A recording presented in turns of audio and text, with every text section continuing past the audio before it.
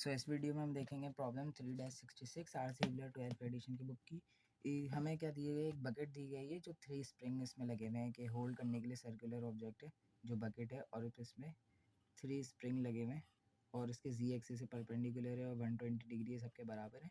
तो इस Z axis के अबाउट परपेंडिकुलर जो प्लेन से जो एक्सिस बाहर आ रही है पेपर से स्टेट, तो इसके अबाउट ये जो ना सिमेट्री है। तो इसकी एक स्प्रिंग की वजह से जो फोर्स होगी वो तीनों की स्प्रिंग की वजह से होगी, मतलब बराबर होगी सबकी।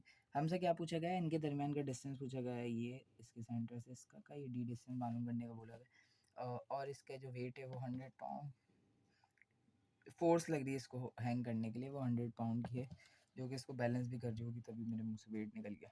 खैर, इसकी अनस्ट्रेच्ड स्प्रिंग की लेंथ हमें दी गई है 1.5 फीट, जब इसके साथ कोई भी मास हैंग नहीं था। तो ये हमें जो गिवन दी गई है 1.5 फीट गिवन दी गई है। जब इसके ऊपर हम मास हैंग कर लेंगे तो हमें जो इसकी स्ट्रेच लेंथ होगी वो मालूम करनी होगी। फिर इन दोनों का डिफरेंस लेके हमें एक्स पता चल जाएगा, फिर हम हुक्स लॉ की मदद से एफ निकालेंगे।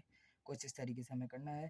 खैर, हमने ट्रायंगल ले लिया। सबसे पहले ये वाला ट्रायंगल, ये स्प्रिंग है, ये हमें लेंथ दी, इसकी रेडियस जो गिवन दिया था बकेट का वो दिया गया था 1.5 फीट, तो मैंने 1.5 फीट लिख दिया। डी हमें मालूम करना है। यहाँ पे मैंने पाइथागोरस थ्योरम लगाई इसकी स्ट्रेच लेंथ निकालने के लिए, तो मेरे पास क्या आ गया, under root of D square plus का 1.5 का स्क्वायर, ये हमारे पास आ गई इसकी स्ट्रेच लेंथ आ गई, स्ट्रेच लेंथ आ गई। फिर उसके बाद मुझे पता है कि एफ़ जो इसकी एक फोर्स होगी स्प्रिंग की वजह से, वो क्या होगी, जो जेड एक्सिस पे होगी, तो इसकी एफ मैग्नीट्यूड होगा। और फिर क्या होगा, ये इसका रेशियो जो होता है साइन का, जाहिर सी बात है ये किसी एंगल पे होगी, तो मैंने इसका रेशियो ले लिया साइन वाला कि ये डी वाली साइड और ये बेस और ये परपेंडिकुलर वाली कॉस का रेशियो होगा, क्योंकि थीटा होगा तो कर ली।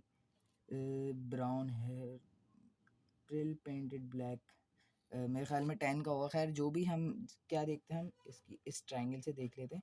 अगर हमें चाहिए ये वाली लेंथ के लिए चाहिए तो इस लेंथ को और फिर हाइपोटेनियस वाले को डिवाइड में ले आते हैं। अगर हमें ये वाली लेंथ चाहिए, इसका कंपोनेंट चाहिए, तो हम इस लेंथ को और फिर इसके साथ हाइपोटेनियस को डिवाइड में ले आते हैं। तो बस हाइपोटेनियस को डिवाइड में ले आते हैं, जो लेंथ चाहिए होती है वही वाले ले लेते हैं। तो अब मुझे इसकी स्ट्रेट वाली लेंथ चाहिए, तो मैंने ये डी लिया और डिवाइड में हाइपोटेनियस लिया है, जो मैंने ये लेंथ यहाँ पे निकाली थी इसकी स्ट्रेच लेंथ जो निकाली थी, तो मैं डी लिया है और डिवाइड में इसकी स्ट्रेच लेंथ लिया है। अब मुझे क्या पता है कि मैंने इस पे समीशन ऑफ जेड पे ज़ीरो लगा दिया, क्योंकि ये रेस इक्विलिब्रियम में है। तो क्या हुआ, इसका जो फोर्स बैलेंस कर रही थी वेट को पूरी बकेट के, तो क्या थी 18 पाउंड जो पॉजिटिव डायरेक्शन में थी, तो ये 18 पाउंड और माइनस का 3F, इसको क्योंकि बैलेंस करी होगी, तो 3FZ मैंने लगा दिया वेक्टर। अब मैंने इसके F को निकालना है, जो मैग्नीट्यूड मुझे नहीं पता था, वो कैसे आएगा मेरे पास, हुक्स लॉ की मदद से आ जाएगा F equal to KX। Stiffness मुझे क्वेश्चन में गिवन दिए गए थे, 50 पाउंड पर फिट था, तो मैंने स्टिफनेस लगाया। एक्स मुझे मालूम करना है, क्या मैंने पहले भी जिक्र किया था, जो स्ट्रेच लेंथ होगी जो मेरे पास आ गई थी, स्ट्रेच लेंथ क्या आई थी, रूट डी स्क्वायर प्लस 1.5 का स्क्वायर आ गया था माइनस 1.5 फिट जो था। सिंपली मैंने यही लगाया एक्स पे और फिर इसको पुट कर दिया मैंने इक्वेशन 1 में। इसके बाद मैंने मैथमेटिकल ऑपरेशन परफॉर्म किए हैं। ये माइनस का 80 था, बल्कि इस पूरी टर्म को मैं इस तरफ ले आया, ज़ीरो के तो पॉजिटिव हो गए, 80 यहीं रह गया।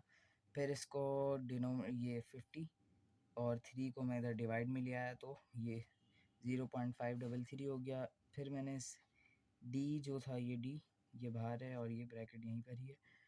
फिर मैंने इसको मैं इस तरफ ले आया मल्टीप्लाई में, और फिर ये कॉमन ले लिया यहाँ से।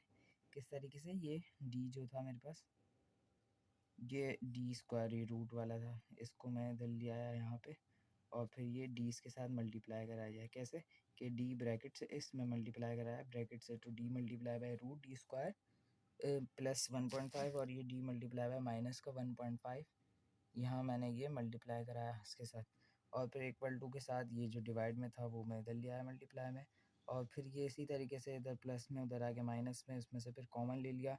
फिर डी माइनस 0.533 बचा। फिर ये डिवाइड में ले आया। देख लें आप, जो भी रोक के चेक कर लीजिएगा, कुछ परेशानी हो कमेंट में पूछ लीजिएगा। सिंपली मैथमेटिक तरीके से सॉल्व किया, सिंपली मैथमेटिक्स से, और भी इजी तरीके होंगे, शायद मुझे यही नज़र आ रहा था। फिर उसके बाद ये मैंने कंटिन्यू किया, तो मेरे पास ये डी पावर 4 की एक इक्वेशन बन गई पॉलिनोमियल, तो इसके 4 रिजल्ट होंगे। अब डी की वैल्यू 4 आई, एक आई 0.2683, माइनस का 0.4 और माइनस का 0.5। ये बहुत नेगेटिव वैल्यू थी, तो ये तो नेगलेक्ट हो गई क्योंकि डिस्टेंस पॉजिटिव में होता है। अब जाहिर सी बात है, इसको होल्ड करने के लिए मैं नेगेटिव लेंथ तो नहीं लूँगा और लेंथ नेगेटिव हो भी नहीं सकती। उसके बाद ये बहुत ज़्यादा छोटी, ये डी की वैल्यू बहुत ज़्यादा छोटी, कितनी 0.2 करके थी, तो ये भी नेगलेक्ट कर दी गई थी मैंने। तो दूसरी क्या थी 1.6, जो इसके 8 गुना बड़ी है। तो ये इसका आंसर हो गया डी की वैल्यू आ गई। So that's all for this video.